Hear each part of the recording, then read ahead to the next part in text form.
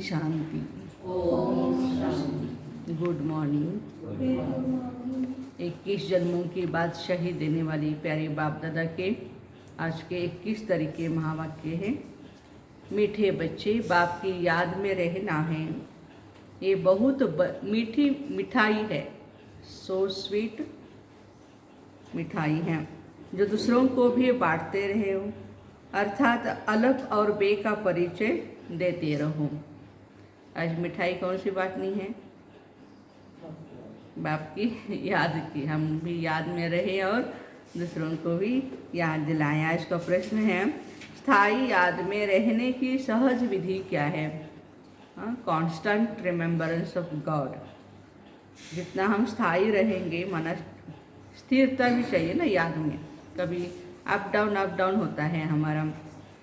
तो बाबा कहते हैं, उत्तर है, स्थायी याद में रहना है तो देह सहित जो भी संबंध है उन सबको भूलो। चलते फिरते उठते बैठते याद में रहने का अभ्यास करो। अगर योग में बैठते लाल बत्ती भी याद आई तो भी योग टूट जाएगा। स्थायी याद रह नहीं सकेगी। जो कहते हैं कोई खास बैठ करके योग कराए, उनका योग भी लग नहीं सकता। कमेंट्री चाहिए बहन जी, आप आगे बैठो, निष्ठा कराओ। तो बाबा कहते ऐसे थोड़ी होता है। अपने देखो, बच्चा भी छोटा होता है, कितने प्यार से चलते फिरते उठते बैठते खाते पीते खेलते, माँ बाप को याद करता है ना। उसको खास बैठने की जरूरत नहीं है। तो आज बाबा भी कह रहे हैं, हमें मित्र संबंधियों को भूलना पड़ेगा तभी याद रह सकेगी। आज का गीत है, रात के राही थक मत जाना, सुबह की मंजिल दूर नहीं। ओम शांति। अभी यह हुई योग की बात, क्योंकि अभी है रात। रात कहा जाता है कलयुग को और दिन कहा जाता है सतयुग को। तुम अभी कलयुगी रूपी रात से सतयुगी दिन में जाते हो, इसलिए रात को भूल दिन को याद करो। कलयुग है रात, सतयुग है दिन। नरक से बुद्धि को हटाना है। बुद्धि कहती है बरोबर यह नरक है, और किसी की बुद्धि नहीं कहती है। बुद्धि है आत्मा में। आत्मा अब जान गई है बाबा आया है रात से दिन में ले जाने। बाबा कहते हैं, हे आत्माएं, तुमको जाना है स्वर्ग में, परंतु पहले शांति धाम में जाकर फिर स्वर्ग में आना है। गोया तुम योगी हो, पहले घर के योगी, पीछे राजधानी के। अब मृत्यु लोक अर्थात रात पूरी होनी है, अब जाना है दिन में, इसलिए इसको ईश्वरीय योग कहा जाता है। कहाँ जाना है? हमें दिन में जाना है। ईश्वर निराकार हमको योग सिखलाते हैं, अथवा हम आत्माओं की सगाई कराते हैं। यह है रूहानी योग, वो है जिस्मानी। तुम बच्चों को एक जगह बैठ योग नहीं लगाना है। वह तो मनुष्य जैसे खुद बैठते हैं वैसे सबको बैठक सिखाते हैं। यहाँ तुमको बैठक नहीं सिखाई जाती है, योगासना नहीं सिखाए जाते यहाँ पर। ऐसा आत्मा का आसन दिखाते बाबा, जिसको अकाल तख्त कहते हैं। यहाँ इस आसन पर बिठाते हैं बाबा हमको, बस। और कैसे योग करना है, कैसे बाबा को याद करना है, परम धाम जाना है, ये सिखाते हैं। हाँ, सभा में कायदेशीर तो बैठना ही है। 4 लोग होते हैं तो कायदेशीर बैठना ही हम। बाकी योग में तो कैसे भी बैठे, चलते फिरते सोते भी लग सकता है। आर्टिस्ट योग में रहे चित्र बना सकते हैं। शिव बाबा जिनसे योग लगाते हैं उनका चित्र बनाते हैं। जानते हैं यह हमारा बाबा निराकारी दुनिया परम धाम में रहते हैं। हम भी वहाँ के ही रहवासी हैं। हम आत्माओं को जाना है, यह बुद्धि में चलते फिरते रहना चाहिए। ऐसे नहीं कि मुझे तपस्या में बिठाओ, योग कराओ, कमेंट्री कराओ। यह कहना भी क्या है? रॉन्ग है। बुद्धू ऐसे कहेंगे, योगी आत्मा ऐसे नहीं कहेंगे, बुद्धू कहेंगे। बाबा कहते हैं, बच्चे लौकिक बाप को खास बैठ कर के याद करते हैं क्या? बाबा बाबा बाबा करते ही रहते हैं। कभी भूलते ही नहीं हैं। छोटे बच्चे और ही जास्ती याद करते हैं, उनका मुख तो हमेशा चलता ही रहता है। यहाँ पारलौकिक बाप क्यों भूल जाता है, बुद्धि क्यों टूट पड़ता है। मुख से बाबा बाबा कहना भी नहीं है, आत्मा जानती है शिव बाबा को याद करना है।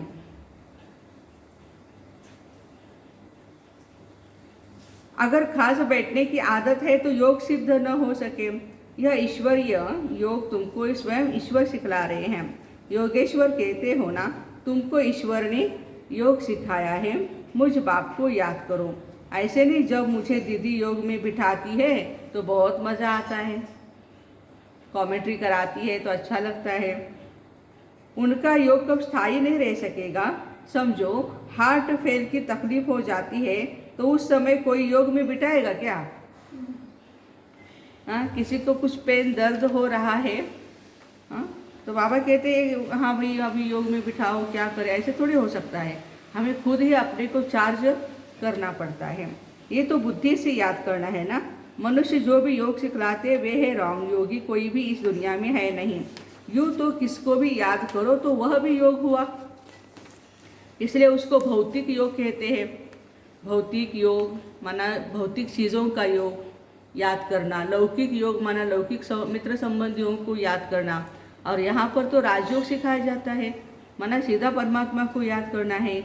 लाल बत्ती अच्छी लगती है तो वह याद आएगी, तो उनसे भी योग हुआ।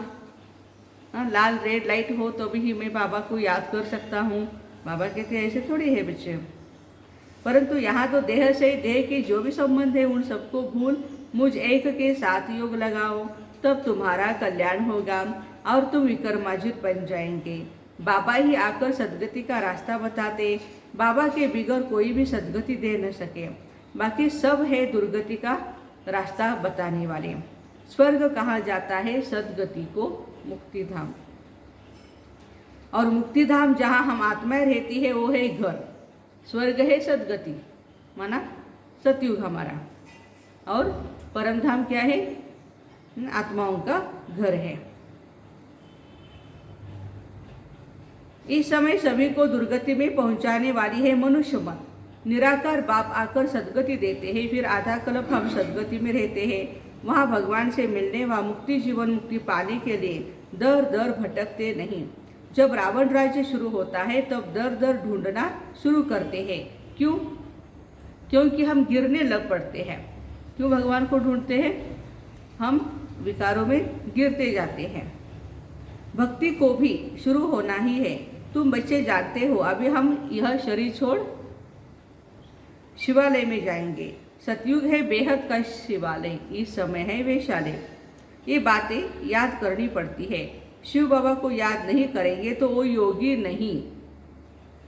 बाबा को याद न करने वाले को बाबा कहते वो योगी नहीं है। तो कौन है भाई? वो है भोगी। तुम किसको सुनने के लिए कहते हो? तो कहते हैं हम 2 वचन सुनेंगे।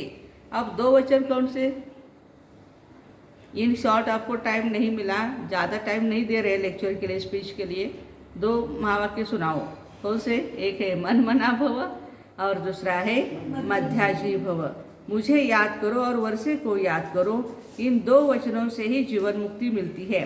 बाबा कहते हैं मुझे याद करो तो निरोगी बनेंगे, और चक्र को याद करो तो धनवान बनेंगे, माना चक्रवर्ती राजा बनेंगे।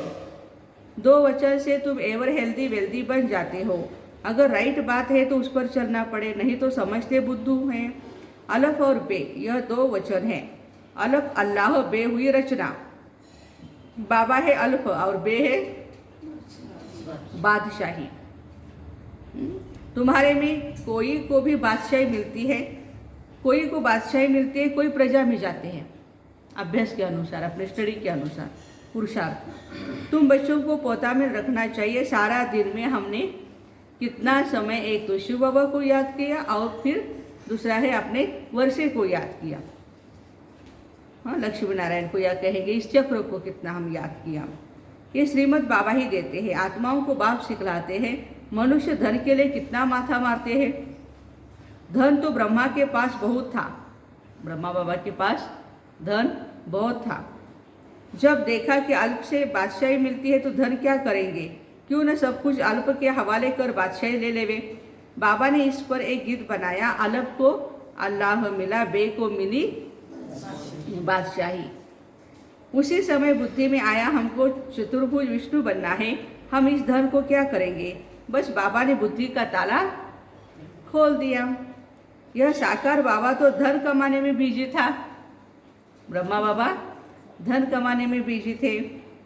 जब राजाई मिलती है तो गदाई का काम क्यों करें, फिर बाबा भूख तो नहीं मरा ना। एक दिन भी ऐसा फिर बाद में ऐसा नहीं हुआ कि बाबा भूखे सोए। भगवान ने उनकी जिम्मेवारी ली है, सब कुछ भगवान हवाले कर दिया है, तो उनको संभालने का भी काम परमात्मा करते। इसलिए भगवत गीता में लास्ट अध्याय में कहा परमात्मा ने, अनन्याश्चिन्तयन्तो ये जनाः पर्युपास्ते तेषां नित्याभियुक्तानां योगक्षेमं वहाम्यहम्। अनन्य भाव से हे बच्चे मुझे याद करो। अनन्य माना अन्य कोई नहीं, एक ही परमात्मा। उसको हम जितना याद करेंगे उतना क्या होगा, तेरा योगक्षेमं वहाम्यहम्, मैं तेरा योगक्षेम चलाऊंगा। हाँ, ऐसे कहते हैं नहीं कि क्या भगवान तुझे देगा, हाँ देगा, पालना क्या तेरी भगवान करेगा खाली बैठ करके, हाँ करेगा, लेकिन किसकी करेगा, जो परमात्मा को याद करते हैं। जो देह और देह की दुनिया में अटके फंसे हैं तो उनकी पालना थोड़ी परमात्मा करेगा, जिम्मेवारी नहीं उठाएंगे परमात्मा। तो बाबा कहते हैं कि बाबा के पास तो जो आते हैं उनकी बहुत अच्छी पालना होती है। घर में भूख मरते होंगे, देखो यहाँ तो जो श्रीमत पर चलते हैं उनको बाबा भी बहुत अच्छी मदद देते हैं। यज्ञ के समर्पित हो या गृहस्थी हो, बाबा सबको मदद करते हैं। बाबा कहते हैं सबको रास्ता बताओ कि बेहद के बाप को याद करो और चक्र की नॉलेज को याद करो तो तुम्हारा बेड़ा पार हो जाएगा। खिवैया आया है बेड़ा पार करने, तब तो गाते हैं पतित पावन खिवैया। परंतु याद किसको करना है ये भी पता नहीं है, मालूम नहीं है, क्योंकि सर्वव्यापी कह दिया।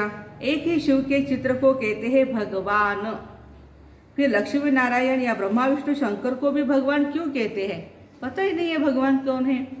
अगर सभी बाप बच जाए तो वर्षा कौन देगा, सब देव एक ही है, अच्छा ठीक है, तो वर्षा किससे मिलेगा भाई, एक कोई होगा तो भी मिले ना, लेकिन एक कौन है यही पता नहीं है। सर्वव्यापी कहने से तो न देने वाला रहा न लेने वाला रहा। लिखा हुआ है ब्रह्मा द्वारा स्थापना, ऊपर में है शिव खड़ा। शिव बाबा ब्रह्मा द्वारा देवता बनाते हैं तो ब्रह्मा भी देवता बनेंगे। यह काम एक का ही है बाप का। उनकी महिमा है एक ओंकार, सतनाम, अकाल मूर्त, होशी भी सत, है भी सत, और निर्वैर, कर्ता पुरुष, आत्मा अकाल मूर्त, अयोनिज। कितनी सुंदर महिमा, परफेक्ट महिमा गुरु नानक देव जी ने की है परमात्मा के बारे में। उनको काल नहीं खाता है तो बाप भी अकाल मूर्त है। शरीर तो सबके ही खत्म हो जाने वाले हैं, आत्मा को कभी काल नहीं खाता है। वहाँ अकाल मृत्यु कब होता नहीं है। समझते हैं हमको एक शरीर छोड़ दूसरा लेना है। स्वर्ग में तो जरूर पुनर्जन्म भी होगा, लेकिन वो तो स्वर्ग में ही होगा, और नर्कवासियों का पुनर्जन्म नर्क में ही होगा। यहाँ तो सब नर्कवासी है। कहते फलाना स्वर्ग पधारा तो जरूर कहाँ था, नर्क में था। अच्छा, इतनी सहज बात भी समझते नहीं है। सन्यास भी नहीं जानते, कहते हैं ज्योति ज्योत में समा गया। भारतवासी भगत भगवान को याद करते हैं, गृहस्थी भगत है, क्योंकि भक्ति प्रवृत्ति मार्ग वालों के लिए ही होती है। वो है तत्वज्ञानी, निवृत्ति मार्ग वाले। समझते हम तत्व में योग लगाकर लीन हो जाएंगे। वो तो आत्मा को विनाशी मानते हैं। देखो, आत्मा को भी विनाशी मानते हैं, सत्य का बोल नहीं सकते हैं। सत्य है ही एक परमपिता परमात्मा। तुमको अभी सत्य का संग है, बाकी सब झूठे हुए। कलयुग में सत्य बोलने वाला कोई मनुष्य होता ही नहीं। रचयिता और रचना के बारे में कोई भी सत्य नहीं बोलता है।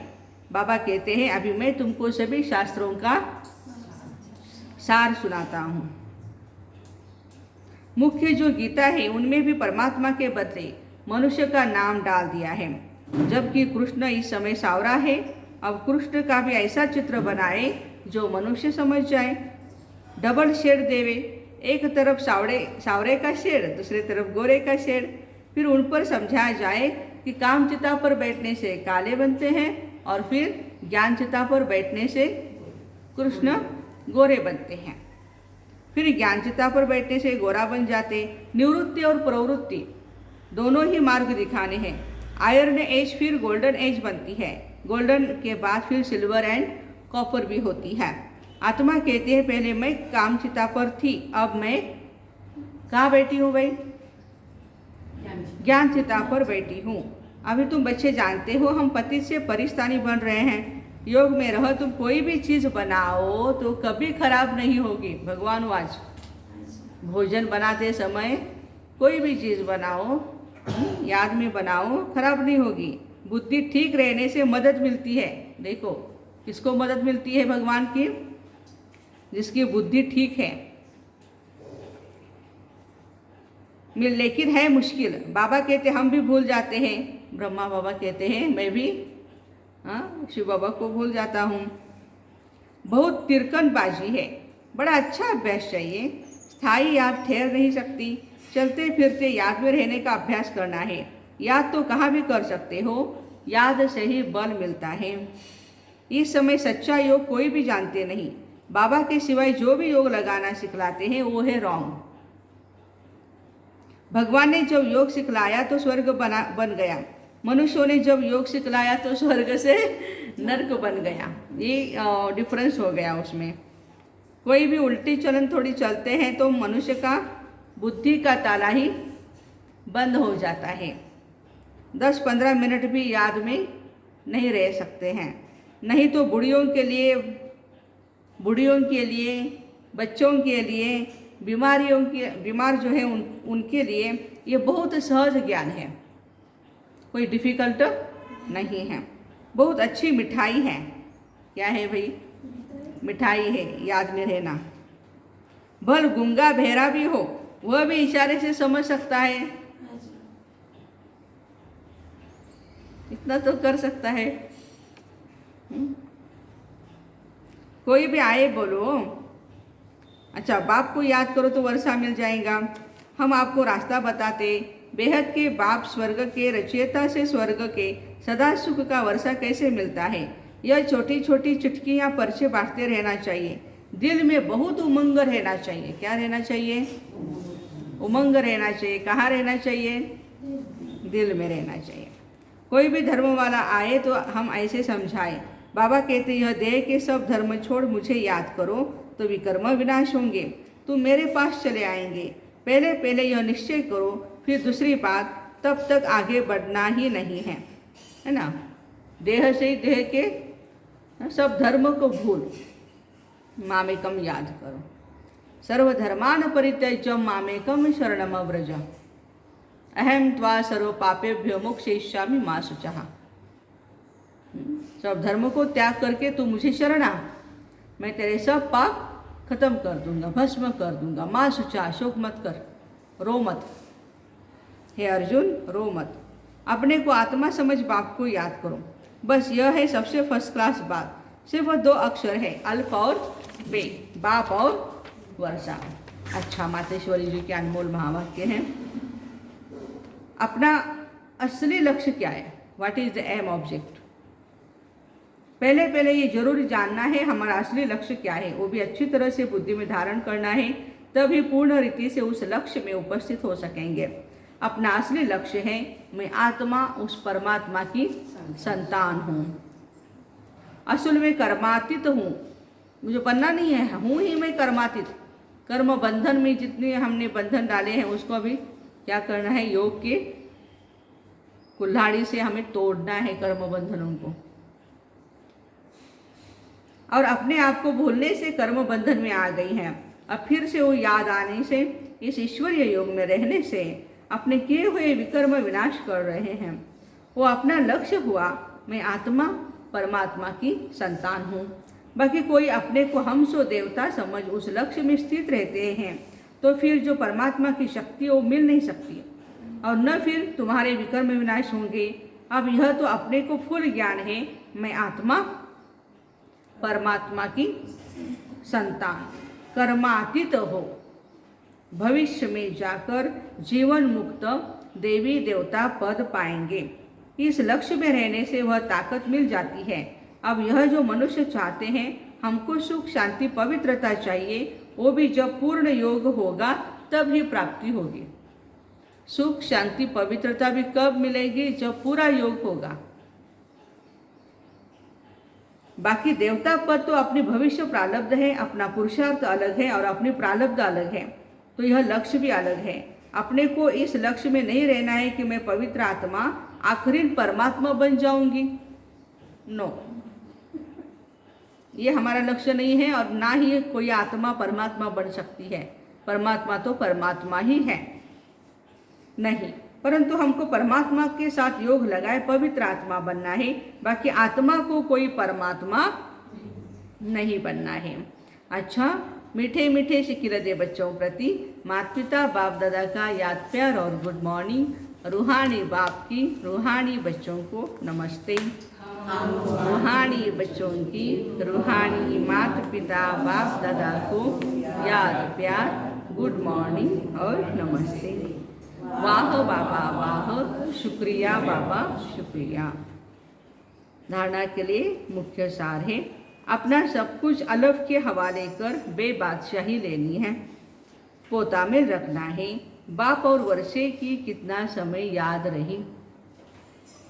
सेकंड पॉइंट है, कोई भी उल्टी चलन नहीं चलनी है, स्थायी याद में रहने का अभ्यास करना है। आज का वरदान है, सर्व शक्तियों द्वारा हर कंप्लेंट को समाप्त कर कंप्लीट बनने वाले शक्तिशाली आत्मा भव। सर्व शक्तियों द्वारा हर कंप्लेन को समाप्त कर कंप्लीट बनने वाले शक्तिशाली आत्मा भव। अंदर में अगर कोई भी कमी है तो उसके कारण को समझकर निवारण करो, क्योंकि माया का नियम है कि जो कमजोरी आप में होगी उसी कमजोरी के द्वारा वह आपको मायाजीत बनने नहीं देगी। माया उसी कमजोरी का लाभ लेगी और अंत समय में भी वही कमजोरी धोखा देगी। इसलिए सर्व शक्तियों का स्टॉक जमा कर शक्तिशाली आत्मा बनो और योग के प्रयोग द्वारा हर कंप्लेंट को समाप्त कर कंप्लीट बन जाओ। यही याद रखो, अब नहीं तो कब नहीं। आज का स्लोगन है, शांति और धैर्यता की शक्ति से विघ्नों को समाप्त करने वाले ही विघ्न विनाशक है। शांति और धैर्यता की शक्ति से विघ्न को समाप्त करने वाले ही विघ्न विनाशक है। तो ऐसे सर्व शक्तियों द्वारा हर कंप्लेन को समाप्त कर कंप्लीट बनने वाले शक्तिशाली भाई बहनों को ओम शांति। सद्गुरु की हैव अ नाइस डे।